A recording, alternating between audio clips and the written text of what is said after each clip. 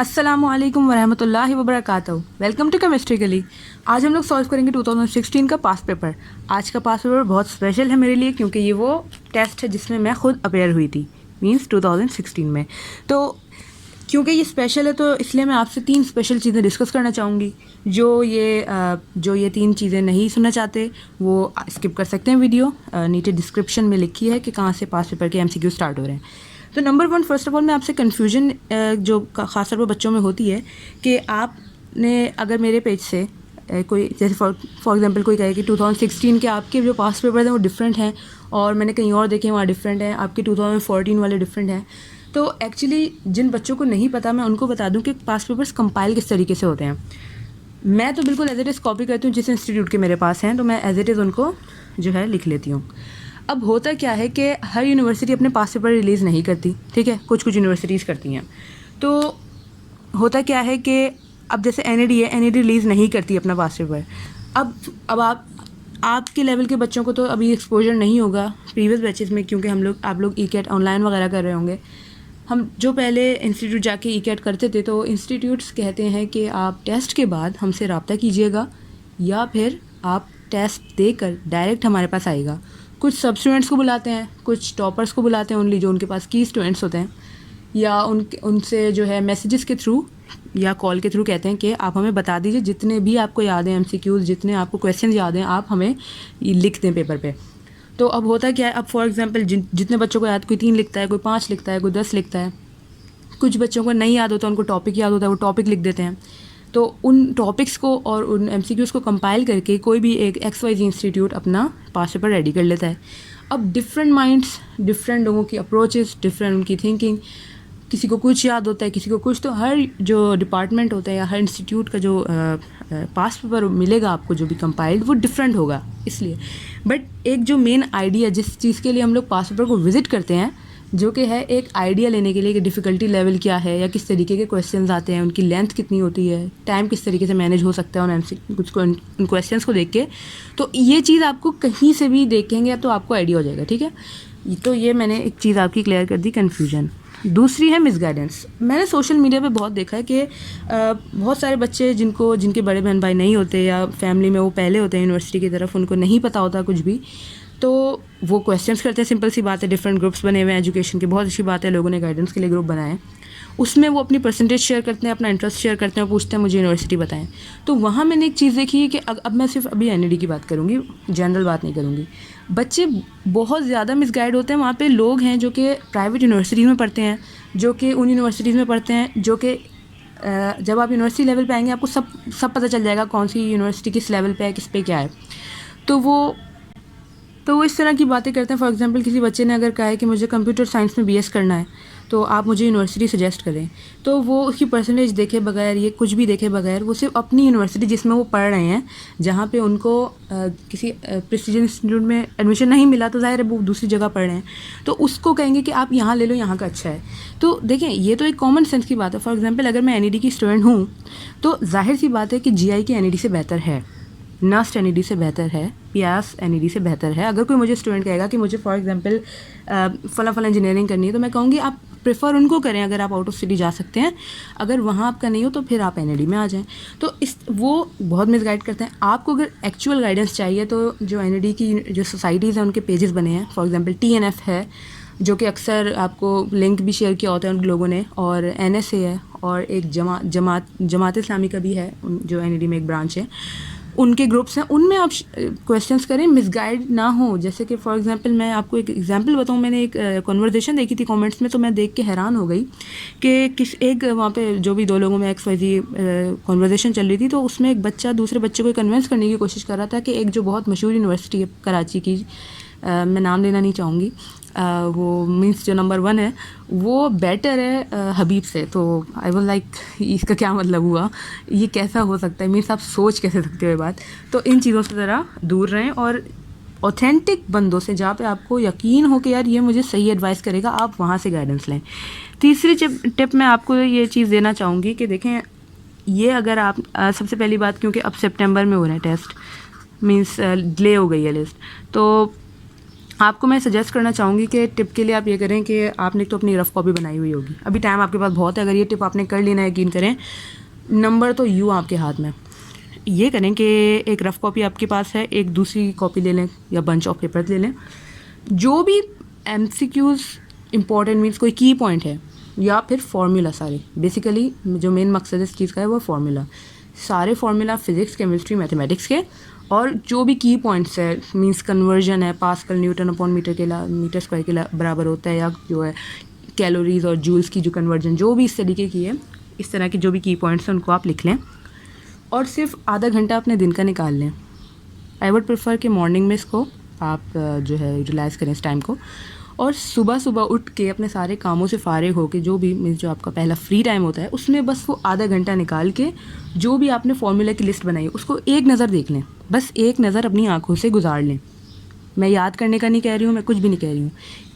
1 month is totally enough for this, but आपके पास तो 2 months हैं। मैं अभी वीडियो बना रही हूँ, आज 30 जून है, पता नहीं वीडियो कब रिलीज़ होगी ये वाली, तो आपके पास तकरीबन 2 महीने हैं अगर आप ये पढ़ना स्टार्ट करते हैं, तो ये चीज़ आपके लिए बहुत बेनिफिशियल रहेगी। आपको हर चीज़ टिप्स पे होगी और आप फार्मूला भूलेंगे नहीं, रोज़ सुबह एक नज़र से गुजार लेंगे।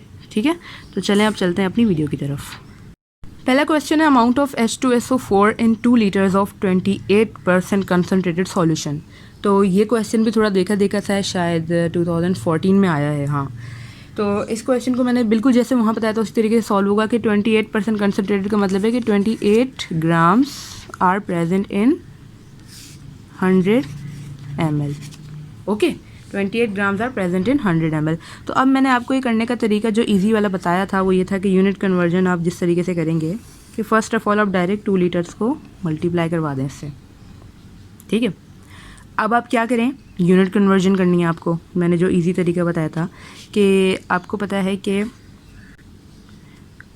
1 litre is equal to 1000 ml। Okay, so litre, मैंने क्या कहा था आपको, अगर लीटर से लीटर कैंसिल करना है आपको तो कभी भी 2 यूनिट सेम को एक साथ नहीं लिखेंगे, तो आप क्या लिखेंगे, लीटर को नीचे लिखेंगे। 1 litre is equal to 1000 ml। तो ml से ml कैंसिल, लीटर से लीटर कैंसिल, आपके पास क्या बचा 28 multiply by 2 multiply by 1000 divided by 100। तो जब आप इसको सम करेंगे आपके पास आंसर आएगा 560 ग्राम। आपका आंसर क्या हो गया। Now second, what is the IUPAC name of C2H5OCH। तो first of all IUPAC naming बतानी है। अगर हमें दूसरी वाली नेमिंग बतानी होती तो हमें सिंपल यहाँ नज़र आ रहा है ROR मीन्स ये हमारे पास इथर है, तो वो बनती इथाइल मिथाइल इथर, बट यहाँ हमें IUPAC नेमिंग बतानी है, तो वो क्या है हमारी मिथॉक्सी ईथेन, बिकॉज ये मीथेन ग्रुप ये रहा और इथाइल का ग्रुप ये रहा, तो इसका आंसर होगा D. So how many pi bonds does the naphthalene has. So first of all naphthalene का स्ट्रक्चर ड्रॉ करते हैं।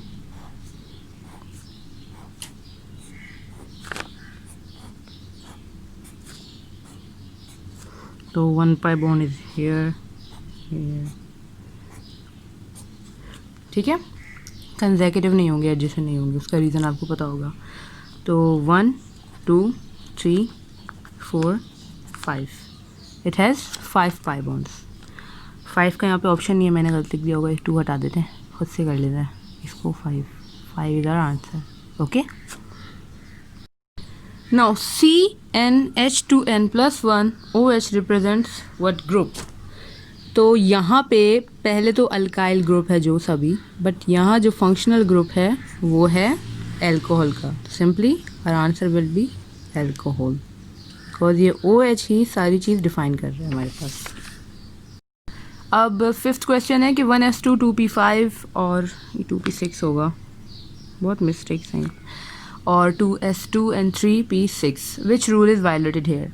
तो फर्स्ट ऑप्शन है हुन्स रूल। हुन्स रूल को अगर मैं देखूं तो हुन्स रूल क्या कहता है, हुन्स रूल कहता है फॉर एग्जांपल अगर मेरे पास एक p शेल है 2 का और मेरे पास टोटल नंबर ऑफ इलेक्ट्रॉन्स हैं ये,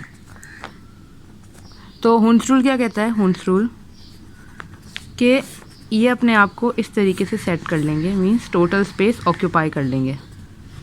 ओके, बट यहाँ ऐसा सीन नहीं है कुछ, ठीक है, यहाँ पे हूंस रूल नहीं है। बट ऑफ वो ये कहता है कि जो स्मॉलेस्ट शेल है और जो शॉर्टर शेल है वो पहले कंप्लीट होने चाहिए, मीन्स एस पहले फिल होना चाहिए पी से, ठीक है। बट यहाँ क्या पहले पी फिल हुआ है, तो यहाँ पे कौन सी लॉ वायलेटेड हुई हुई है, रूल ऑफ पॉ। 6 क्वेश्चन में हमें आइसोमर के पेयर बताने हैं। तो इसकी मैंने शॉर्ट ट्रिक क्या बताई थी एमसीक्यू से रिलेटेड आपको, कि नंबर ऑफ एलिमेंट्स काउंट करें। अब फॉर एग्जांपल ऑप्शन ए है, इसमें हम लोग नंबर ऑफ सी काउंट करते हैं। फर्स्ट ऑफ ऑल 1 2, ठीक है। सी कितने हैं फर्स्ट वाले में 2, और एच कितने हैं 1 2 3 4 5, एच हैं 5 एंड ओ 1 है। अब इसके भाई में देखते हैं, सी 2 है, ओके 1 सेटिस्फाई हो गई है। एज कितने 1 2 3 4 5 6, ये 6 हैं, ये सेटिस्फाई नहीं हो रही, इसका मतलब ऑप्शन ए है ही नहीं। सेकंड पे आते हैं, कितने सी हैं 1 2, एज कितने 1 2 3 4 5 6, और ओ कितने हैं, ठीक है। अब इसके काउंट करते हैं। पहली कंडीशन सेटिस्फाई हो रही है 1 2 सी, ओके, पहली कंडीशन सेटिस्फाई हो गई। सेकंड कंडीशन 1 2 3 4 5 6, सेकंड कंडीशन भी सेटिस्फाई हो गई, और थर्ड कंडीशन भी सेटिस्फाई हो गई। तो बी हमारा ऑप्शन होगा।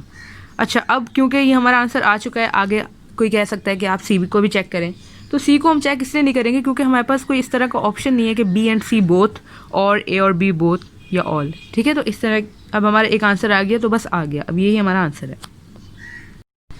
अब है which can be used as the nucleophile. तो इनमें से व्हाट इज़ न्यूक्लियोफाइल? न्यूक्लियोफाइल किसी भी ऐसे एलिमेंट को कहते हैं which is readily available to donate और टू गिव इलेक्ट्रॉन्स, ठीक है। तो अगर मैं BF3 का जिक्र करूँ तो BF3 का जो स्ट्रक्चर होता है वो इस तरीके से होगा कि आपके पास एक लोन पेयर होगा और 3 कोवलेंट बॉन्ड्स होंगे, ठीक है।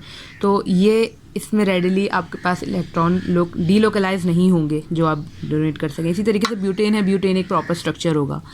बट बेंजीन की अगर बात की जाए कि बेंजीन का जो स्ट्रक्चर होता है वो बहुत कॉम्प्लेक्स होता है, ठीक है, जो हमने चैप्टर 7 में सेकेंड ईयर में बहुत डीपली पढ़ा था कि जो बेंजीन का जो स्ट्रक्चर होता है वो काफ़ी दूसरों से डिफरेंट होता है। इसका जो पाई बॉन्ड्स होते हैं वो ज़रा डीलोकलाइज्ड होते हैं, मीन्स उनकी लोकेशन जो होती है वो फिक्स्ड नहीं होती, ठीक है, वो एक जगह नहीं रहते, वो मूवमेंट में रहते हैं। इस वजह से क्या होता है कि जो उनके इलेक्ट्रॉन्स होते हैं ना वो एक क्लाउड फॉर्म कर लेते हैं, ठीक है, वो मीन्स मूवमेंट में होते हैं। तो इस वजह से क्या होता है कि वो फिक्स तो होते नहीं है कहीं पे, तो बहुत ज़्यादा ईजी होता है बेंजीन के लिए किसी भी चीज़ को इलेक्ट्रॉन गिफ्ट करना और उससे न्यू कंपाउंड बनाना। तो ठीक है, यहाँ पे जो बेंजीन है वो एज अ न्यूक्लियोफाइल यूज़ हो सकता है, ठीक है।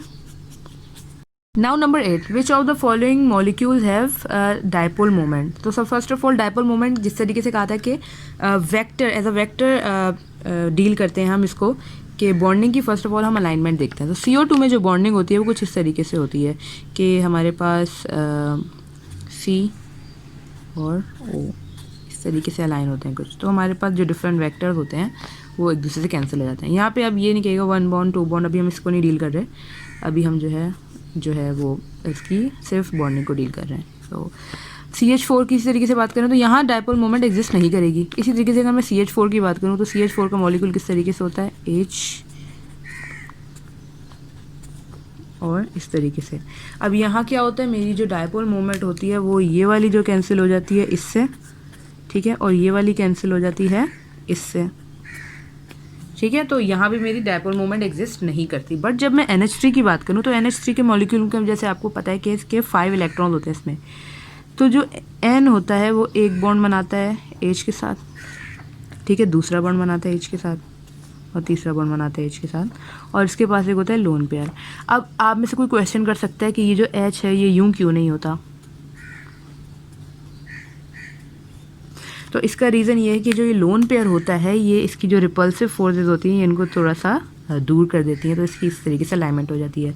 तो जहाँ पे हमारे पास इस तरीके की अलाइनमेंट एग्जिस्ट कर रही है, मीन्स फॉर एग्जांपल इसको कैंसिल करने के लिए दूसरा मौजूद नहीं है, इसको कैंसिल करने के लिए यहाँ मौजूद नहीं है, इसको कैंसिल करने के लिए यहाँ मौजूद नहीं है कोई, तो इसीलिए हम क्या कहेंगे कि dipole moment exist at NH3।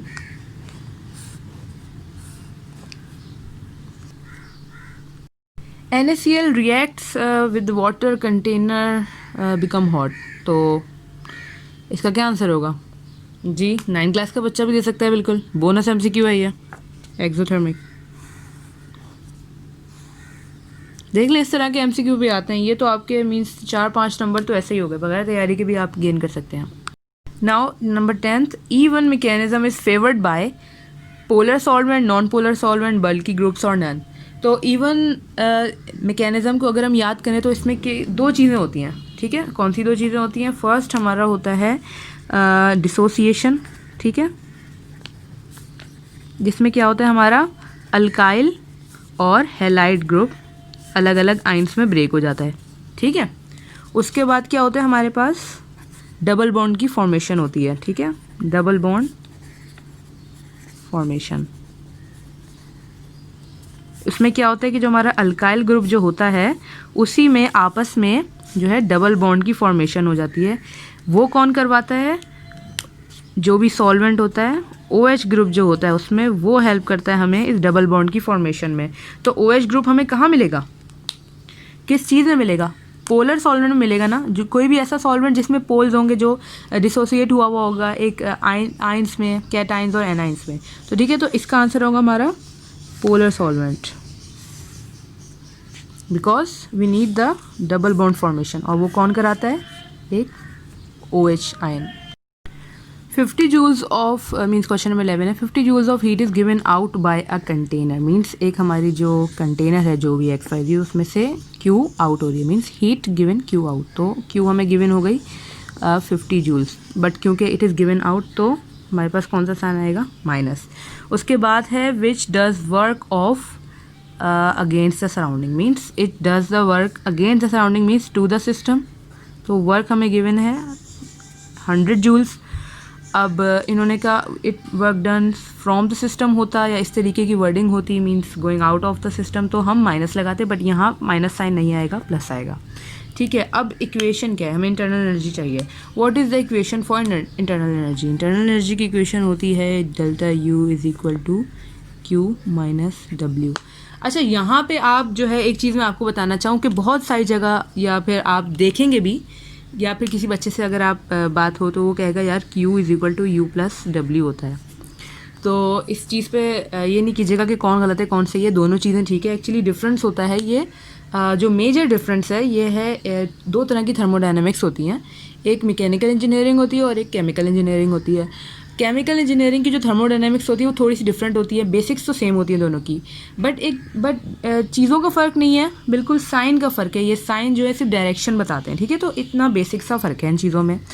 जो प्लस साइन है ये केमिकल इंजीनियरिंग में पढ़ा जाता है, और जो माइनस साइन है ये मैकेनिकल इंजीनियरिंग में पढ़ा जाता है। तो क्यों इंटर लेवल पे हम मैकेनिक्स की बेसिस होती है हमारी, तो इसलिए हम माइनस साइन को कंसीडर करते हैं, ठीक है। तो कहीं आप ये देखें तो इसको गलत नहीं समझेगा, ये भी ठीक है। तो सिंपली पुट करते हैं अपनी सारी चीज़ें इसके अंदर। तो Q है -50 और -100 150, okay. So what is our answer? 150 joules। Now what is reduction? Reduction पहला ऑप्शन है gain of electron. So basically gain of electron will be reduction, but दूसरा जो तीसरा ऑप्शन हम देखते हैं वो है loss of H positive ion. तो ये अगर H पॉजिटिव आयन को यहाँ पे हम एज अ प्रोटॉन डील करें, ठीक है, प्रोटॉन आयन होता है ये, तो एक ही बात नहीं होगी। मीन्स गेन ऑफ इलेक्ट्रॉन, या तो एक इलेक्ट्रॉन का आना या एक पॉजिटिव आयन का जाना, चार्ज पे तो सेम असर पड़ेगा ना, ठीक है। तो इसलिए जो हमारा जो आंसर होगा वो होगा A एंड C बोथ। यहाँ पे लिखा नहीं है इस तरीके से, A एंड C बोथ इसका आंसर होगा, बिकॉज गेन ऑफ इलेक्ट्रॉन भी रिडक्शन होता है और लॉस ऑफ पॉजिटिव आयन भी रिडक्शन होता है। Number 13, when O power -3 converts to O power -2 then oxidation अगर रिडक्शन अगर। तो अभी ही हमने जो बात की है कि gain of electron, for example अगर मैं इसकी बात करूं कि जो ये है O3, O की पावर -3, अगर मैं कहूँ कि इसमें जो है वो लॉस ऑफ इलेक्ट्रॉन हुआ है, ठीक है। अगर मैं लॉस ऑफ इलेक्ट्रॉन करूँ तो इसका चार्ज क्या है? What is electron? -3 -1 means loss कर दिया, means minus means loss and 1 negative charge. तो मेरे पास आंसर क्या आएगा? ठीक है, तो मेरी ये चीज़ सेटिस्फाई हो रही है कि ऑक्सीडेशन अगर हो रही है। अगर मैं इसको दूसरे वे में देखूं, जो कि था कि addition of positive ion, gain of H positive ion. तो अगर मैं उसको देखूँ तो -3, ठीक है, और +1, व्हाट इज़ प्लस? एडिशन, ठीक है, and what is this? H positive ion. तो इसका आंसर क्या होगा मेरे पास? सेम 2। तो यहाँ पे मैं क्या कह सकती हूँ कि oxidation is being occurred in element. Number 14, alpha particle consist of 2 electron, 2 proton, 2 neutron, 2 neutron. तो ये बेसिक है, मेमोरी बेस्ड है, इसका आंसर होगा 2 प्रोटॉन 2 न्यूट्रॉन्स। 15 एंड 16 वही मेमोरी बेस्ड हैं, चैप्टर नंबर 10, 11 से रिलेटेड। तो इसमें 15 का जो आंसर है वो भी डायरेक्ट हम कर देते हैं, अमाइनो एसिड्स, इसमें कुछ अंडरस्टैंडिंग बेस नहीं है। और 16 का आंसर होगा none, because none of these are lipids. 17, 4b group में बी रिप्रेजेंटेड बाय।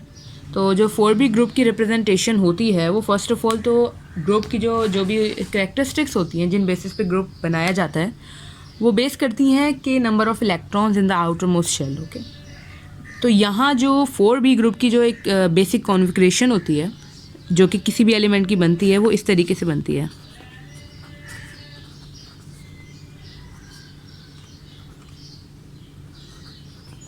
ठीक है, यहाँ पे कोई भी नंबर होगा, फॉर एग्जांपल 4 ग्रुप की बात हो रही है तो यहाँ पे मैं क्या करूँगी 4 और उसके बाद ये 3। तो मेरी जो बी ऑप्शन है वो ही मेरी इस इक्वेशन को सेटिस्फाई कर रहा है। अगर मैं उसको यहाँ पुट करूँ तो मेरे पास यही आंसर आएगा।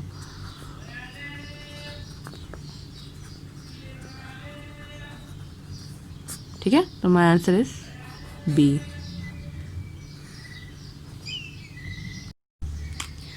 एटीन है in which isotope neutron number of neutron is double then of the protons. ठीक है, तो यहाँ पे अगर मैं आपसे प्रोटियम, ड्यूट्रियम और ट्रीटियम के number of protons and neutrons की बात करूँ तो मेरे पास कुछ इस तरह से बनता है कि जो मेरे पास प्रोटियम होता है it has 1 proton and 0 neutrons. Similarly deuterium has 1 proton and 1 neutron, and tritium has 1 proton and 2 neutron। तो इनमें अगर मैं देखूं तो मेरे पास सिर्फ ट्रीटियम ही ऐसा जो है आइसोटोप है जिसमें जो न्यूट्रॉन है वो 2 है और प्रोटॉन 1 है, डबल है। तो means our answer is tritium. Which of the following properties are intensive. तो इंटेंसिव प्रॉपर्टीज़ के बारे में जैसे हम जानते हैं कि अगर बेसिक लैंग्वेज में कहूँ तो इंटेंसिव प्रॉपर्टीज़ वो होती हैं जो कि वॉल्यूम पे डिपेंड नहीं करती। ठीक है, फॉर एग्जांपल कलर हो गया, क्या है कि अगर फॉर एग्जांपल कोई चीज़ येलो है तो वो येलो ही रहेगी चाहे वो कम हो या ज़्यादा। अब आते हैं ऑप्शन ए पे, फॉर एग्जांपल एंट्रोपी। एंट्रोपी में बहुत सारे बच्चे बहुत कंफ्यूज रहते हैं कि एंट्रोपी होती क्या है असल में। तो एंट्रोपी इज़ बेसिकली बिगाड़, किसी भी चीज़ का डिसऑर्डर। ठीक है, अब एंट्रोपी को किस तरीके से मैं आपको एग्जांपल देती हूँ कि आपके पास एक रूम है, ठीक है, आपने उसको फुल साफ़ कर दिया, बिल्कुल साफ़ कर दिया, सेट कर दिया, आप उस रूम को लॉक कर दें। ठीक है, आप आए वहाँ पे 2 महीने बाद, उस रूम में कोई नहीं आया, कुछ नहीं हुआ। 2 महीने बाद आए आप क्या देखेंगे, उस रूम में कुछ नहीं तो जाले लगे होंगे, ठीक है, और डस्ट हो गई होगी। इसका मतलब क्या हुआ कि किसी भी चीज़ की जो एंट्रोपी है या जो डिसऑर्डर है वो मस्ट है, वो बढ़ता ज़रूर है। सिमिलरली अगर वो रूम यूज़ में होगा तब भी वो ख़राब हो जाएगा। ठीक है, उसको सेट करते रहना पड़ेगा। अब बात यहाँ आती है कि ये ऑप्शन ए क्यों नहीं है। ठीक है, अब एंट्रोपी इंटेंसिव प्रॉपर्टी किस लिए नहीं है, तो सिमिलरली मैं आपको रूम से एग्जांपल दूंगी कि अगर मेरे पास 2 रूम्स हैं, एक छोटा रूम है, एक बड़ा रूम है, तो छोटे रूम में कम डस्ट होगी, कम जाले होंगे, बड़ा जितना रूम होगा उस हिसाब से उसमें जाले होंगे, सब कुछ होगा। तो यहाँ में जो एंट्रोपी है वो डिपेंड कर रही है वॉल्यूम पे। ओके, तो एंट्रोपी आंसर नहीं हो सकता। मेल्टिंग पॉइंट आंसर हो सकता है, बिकॉज वाटर है अगर, तो उसको जिस कंडीशन पे मेल्ट होना है, अगर वो एक आइस का क्यूब है या वो ग्लेशियर है, वो उसी पॉइंट पे मेल्ट होगा। दूसरी बात मैं आपसे पूछूँ, अगर अब मैं आपसे कहूँ कि वाटर का मेल्टिंग पॉइंट क्या है, तो आप प्लीज़ ये मत कहिएगा कि 0 डिग्री सेंटीग्रेड। ठीक है, अगर ये क्वेश्चन मैं एक मैट्रिक के बच्चे से करूँ वो मुझे जवाब दे ये तो मैं कहूँगी ओके, बट मैं इंटर के स्टूडेंट से अगर मैं ये पूछूँ तो उसको मुझे जवाब नहीं देना चाहिए, ठीक है। आपको कहना चाहिए कि 0 degree centigrade at 1 atmospheric pressure, okay. और मोल्स तो सिंपल सी बात है, अमाउंट है, अमाउंट तो वेरी ही करती है वॉल्यूम से, तो our answer will be melting point. Now at minus 273 kelvins the velocity of molecules is, तो velocity of molecules is 0 because the volume is considered as 0 2। अच्छा, इसको आप कभी स्टडी करें, बहुत सारी चीज़ें होती हैं जो कि आपको लेवल वाइज समझाई जाती हैं।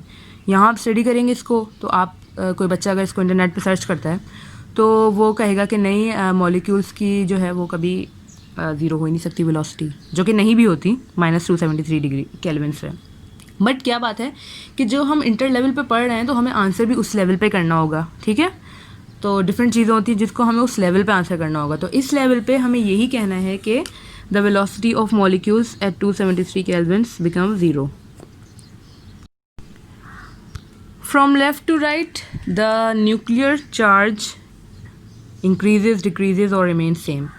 तो अगर हम लेफ़्ट टू राइट को फोकस करें तो हम देखते हैं कि जो अगर हम लेफ़्ट से स्टार्ट करें तो पहले हमारे जो आउटर मोस्ट शेल में होते हैं 1 इलेक्ट्रॉन है, देन 2 3 4 5 6। हो क्या रहा है कि हमारे पास आउटर मोस्ट शेल में जो इलेक्ट्रॉन है उनकी क्वांटिटी बढ़ती जा रही है, ठीक है। अगर मैं NaCl की बात करूँ तो जो N है इसमें आउटर मोस्ट शेल में 1 है, ठीक है। इसके बाद मेरे पास आता है कार्बन आता है, इसके में 4 हैं। उसके बाद हेलाइड्स आ जाते हैं, सारे हेलोजेंस, उनमें 7, मतलब इस तरह के ऑक्सीजन में 6, इस तरह की चीज़ें आ जाती हैं। तो अब जितने नंबर ऑफ़ इलेक्ट्रॉन्स होंगे उतने ही नंबर ऑफ़ जो है वो न्यूक्लियर चार्ज होगा ना, आपको जो न्यूक्लियस होता है आपका उसके अंदर पॉजिटिव चार्ज भी उतना ही बढ़ेगा। तो जितने आउटर मोस्ट शेल पे मीन्स बैलेंस होता है ना, कि अगर ये आपके पास न्यूक्लियस है और ये आपके पास जो है पूरा इलेक्ट्रॉन्स है, ठीक है। तो अब मेरे पास एक ये है, अब यहाँ पे फॉर एग्जांपल ये हटा दें, 6 आपके पास जो है इसमें इलेक्ट्रॉन्स है, तो जाहिर सी बात है इसमें कितने होंगे, 6 प्रोटॉन्स होंगे। मींस न्यूक्लियस का चार्ज क्या हो गया, +6 का -6। यही अगर मैं Na ले लूँ तो Na जो है इसमें आउटर मोस्ट शेल में 1 इलेक्ट्रॉन होगा 1, और जो न्यूक्लियस में कितना होगा इसका 1 प्रोटॉन होगा, चार्ज भी कितना होगा 1। तो न्यूक्लियर चार्ज दोनों में किसका ज़्यादा है, इसका ज़्यादा है ना। और ये मेरे जो पीरियोडिक टेबल जो होता है इस तरह का कुछ, उसमें Na मेरा यहाँ एग्जिस्ट करता है, और जो ऑक्सीजन है वो कुछ यहाँ एग्जिस्ट करती है, जो भी XYZ एलिमेंट है ये, ठीक है। तो मीन्स मैं लेफ़्ट टू राइट जा रही हूँ, मेरा न्यूक्लियर चार्ज इंक्रीज़ हो रहा है। So my answer will be from left to right the nuclear charge increases. Now the oxidising agent, इसको समझने के लिए थोड़ी सी चीज़ समझ लेते हैं। वो ये कि मैंने यहाँ पे एक एग्जांपल के तौर पे एक छोटा सा रिएक्शन लिया है NaCl का। तो यहाँ पे देखती हूँ जो Na है वो ऑक्सीडाइज हुआ है and that is converted into an ion, positive ion of sodium. Means एक इसने पॉजिटिव आयन गेन कर लिया, जैसे कि हमने पहले डिस्कस किया था कि what is oxidation, loss of electron और gain of proton ion, okay. तो इसी तरीके से क्लोरीन में अगर हम देखें तो chlorine is reduced here, it means it has gained a negative charge, okay। तो इसी तरीके से रिडक्शन क्या होती है, गेन ऑफ नेगेटिव चार्ज और loss of H positive ion. अच्छा, अब अगर मैं इसके थोड़ी सी समराइज़ करूँ तो मेरे पास 2 तरह के एजेंट्स होते हैं। एक ऑक्सीडाइजिंग एजेंट होता है जो कि है यहाँ पे क्लोरीन, और एक होता है रिड्यूसिंग एजेंट जो कि है यहाँ पे सोडियम। ऑक्सीडाइजिंग एजेंट की प्रॉपर्टी होती है कि वो खुद रिड्यूस हो जाता है। मीन्स फॉर एग्जांपल अगर मैं यहाँ पे सोडियम की बात करूँ तो सोडियम यहाँ पे ऑक्सीडाइज हुआ है, तो क्या खुद ऑक्सीडाइज हो गया, नहीं ना, इसको किसी ने ऑक्सीडाइज किया होगा। तो किसने किया, क्लोरीन ने, ठीक है। तो क्लोरीन जो है वो ऑक्सीडाइजिंग एजेंट है, खुद रिड्यूस हो गया, और जो रिड्यूसिंग एजेंट है दैट इज़ सोडियम, खुद वो ऑक्सीडाइज हो गया बट उसने क्लोरीन को रिड्यूस कर दिया। अब क्वेश्चन पे दोबारा आते हैं, दे आर आस्किंग कि what is the oxidising agent increases the oxidation number, decrease the oxidation number. तो यहाँ पे मेरे पास क्लोरीन अगर ऑक्सीडाइजिंग एजेंट है तो इसने क्या किया है सोडियम के साथ, इसका ऑक्सीडेशन नंबर इसने डिक्रीज कर दिया है, मीन्स इससे ये पॉजिटिव में आ गया है, ठीक है। तो मेरा आंसर क्या होगा, B, oxidising agent decreases the oxidation number. अब है number of moles of CO2 in 1200 centimetre cubes are. तो इसको सॉल्व करते हैं हम यूनिटरी मेथड से नहीं करेंगे, जो मैं आपको मेथड बता रहा हूँ उसे कीजिएगा, बहुत इजीली सॉल्व हो जाएगा। ठीक है, सबसे पहले क्या है हमारे पास, CO2 के मोल्स निकालने हैं, नंबर ऑफ़ मोल्स और वॉल्यूम गिवन है। तो अगर मैं यहाँ पे एक स्टैंडर्ड जो कि मेरे पास सॉल्यूशन होता है, जो कि होता है मेरे पास के means 1 mole is present in 22.4 litres और DM cube of any material. ठीक है, अब क्या है, अच्छा देखें, ये आपने अगर यूनिट्स पे कमांड हासिल कर ली ना, तो आप कोई भी क्वेश्चन सॉल्व कर सकते हैं, आपको अगर फॉर्मूला आता है या नहीं आता। ठीक है, बस यूनिट्स की प्रैक्टिस कर लें, आप यूनिट्स पे कमांड हासिल कर लें, और जो मैं तरीका बता रही हूँ इससे अगर आप करेंगे तो बिल्कुल भी नहीं भूलेंगे। अब मैं ये वाला रिलेशन क्यों लाई, मैं दूसरा रिलेशन क्यों नहीं लाई, फॉर एग्जाम्पल मैं टेम्परेचर का रिलेशन क्यों नहीं लाई, मैं किसी और चीज़ का क्यों नहीं लाई, मैं ये क्यों नहीं लाई कि 1 मोल में 6.02 × 10⁻23 मॉलिक्यूल्स होते हैं, एवोगाड्रोस नंबर में क्यों नहीं लाई, क्योंकि मुझे चाहिए मोल्स और मुझे गिवन है वॉल्यूम। अब मैं क्या करूँगी, मुझे पता है मोल्स है, वॉल्यूम में मल्टीप्लाई कराऊंगी वॉल्यूम से, तो मेरे पास कैंसिल हो जाएगा। अब मैंने जिस तरीके से आपको पहले क्वेश्चन में कहा था, सिंपली क्या करें, यहाँ लिख दें, ठीक है, वॉल्यूम लिख दी। अब मेरे पास यहाँ मोल्स हैं, यहाँ वॉल्यूम है, यहाँ वॉल्यूम है, दोनों एक दूसरे से कैंसिल हो जाएंगे, बट अभी कैंसिल नहीं हो सकते, क्यों, ये लीटर्स में है, ये सेंटीमीटर में। अब मैं इसको कन्वर्ट करूँगी। अब कन्वर्जन देखें, सबसे पहले litres two centimetre conversion direct मुश्किल है, तो मैं क्या करूँगी, पहले इसको मीटर्स में कर लूँगी। तो मुझे क्या पता है कि 100 centimetre is equal to 1 metre. ठीक है, बट आप कहेंगे यहाँ पे तो क्यूब है। ठीक है, तो मैं क्या करूँगी, सब जगह क्यूब लगा दूँगी, इस पे भी क्यूब आ गया, इस पे भी क्यूब आ गया, इस पे भी क्यूब आ गया, इस पे भी क्यूब आ गया। ठीक है, तो मेरा ये कैंसिल हो गया। ठीक है, अब मुझे क्या करना है, अब मैं कन्वर्जन जानती हूँ उसकी, मीटर क्यूब टू लीटर की कन्वर्जन बहुत इजी है। किस तरीके से कि 1000 litre is equal to 1 metre cube. ठीक है, तो मैंने क्या कन्वर्ट कर दिया कि अब लीटर नीचे है तो मुझे लीटर ऊपर चाहिए, और मीटर क्यूब ऊपर है तो मुझे नीचे चाहिए। तो मैं इस तरीके से लिखूँगी कि मेरा मीटर से मीटर कैंसिल हो और लीटर से लीटर कैंसिल हो। ठीक है, मैं क्या करूँगी, 1000 litres upon 1 cube metre cube. ठीक है, जो भी, अच्छा अब यहाँ पे ये देख लें कि जो भी फॉर एग्जांपल ये जो फॉर एग्जांपल मीटर लिखा है, सेंटीमीटर लिखा है, इसके ऊपर जो भी पावर होगी वो भी नंबर पे आ जाएगी। ठीक है, इसमें कोई हार्ड एंड फास्ट रूल नहीं है। तो ये इससे कैंसिल, ये इससे कैंसिल।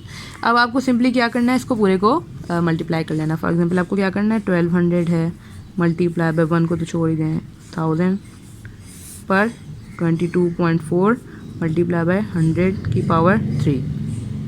तो इसको मैंने कैलकुलेट किया तो मेरे पास क्या आंसर आ रहा है, 0.053 मोल्स। ठीक है, तो ये रहा answer, this is our answer. अच्छा, यूनिट की ये वाली ट्रिक जो बहुत इजी होती है, अगर आप यूनिटरी मेथड से करेंगे आप बहुत ज़्यादा कंफ्यूज हो जाएंगे। ये वाली ट्रिक्स जो है सिखानी तो पहले चाहिए, जो बच्चे यूनिवर्सिटी स्टूडेंट से पढ़ते हैं इंटरमीडिएट लेवल पे, तो उनको ये ट्रिक्स आ जाती है और वो बहुत इजी रहता है उनके लिए।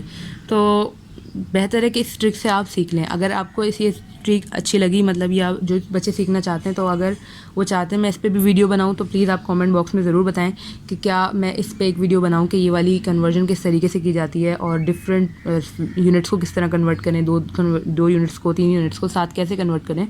तो अगर आप सीखना चाहते हैं तो ज़रूर कहिएगा, अगर आप कहेंगे तो मैं ज़रूर बनाऊँगी।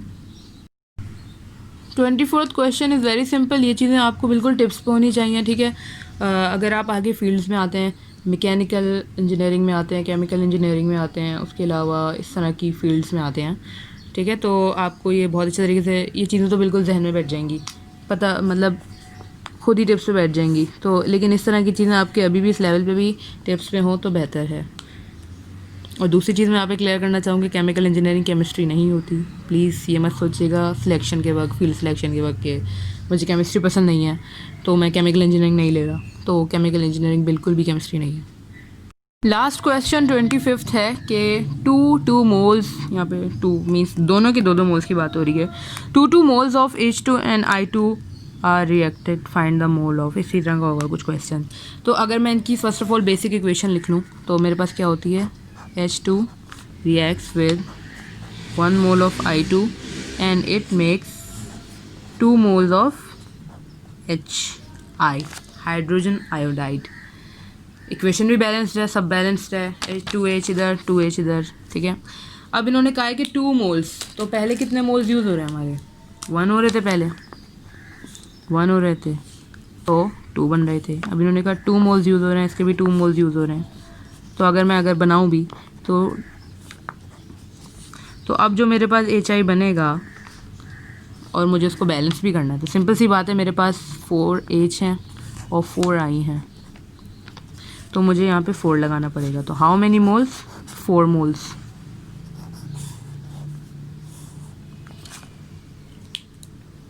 So thank you so much for watching.